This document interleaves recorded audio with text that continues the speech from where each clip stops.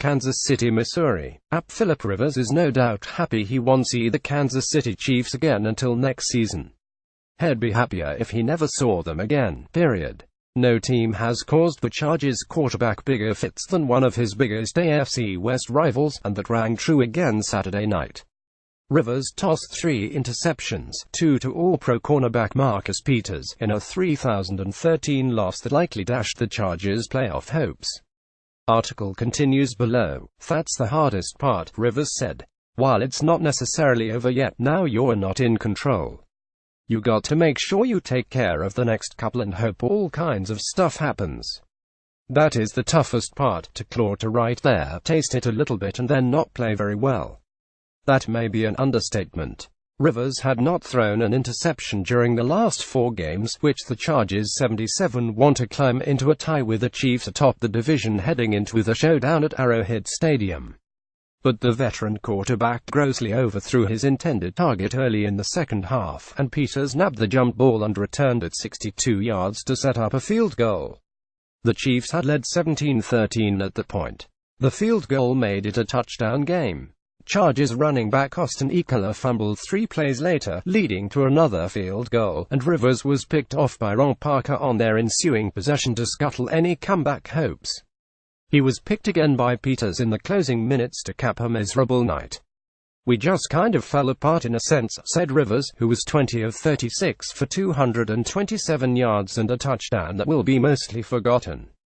What we talked about the last 4 games, not turning the ball over and getting takeaways, we were the opposite of that.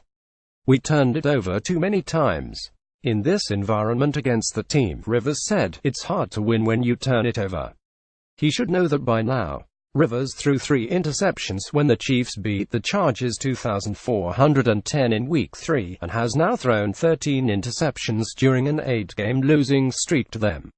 I thought this game, those 3 interceptions were different, Chargers coach Anthony Lynn said.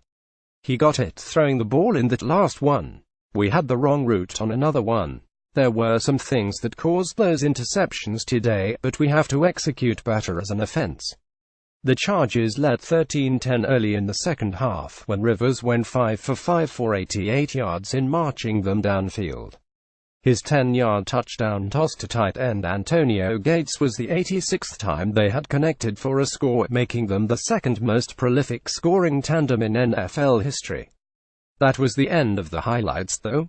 The Chiefs 86 have played Rivers enough over the years to know that help's prone to mistakes, and they capitalized when his throws became errant. The Chiefs got points from the first 3 turnovers they forced, and they nearly ran out the clock to end the game after the final interception. We know this team pretty well, Parker said. It's like we're playing against our brothers. We know how they're going to try to attack us. We have to just do a good job of figuring it out.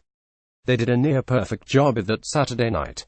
Saying we fell apart is probably too strong, Rivers said. We just didn't execute the way we needed to win the game. Now we just have to keep going. 2 games left. Finish it the right way. For more NFL coverage, http www.pro32.app.org and http www.twitter.com.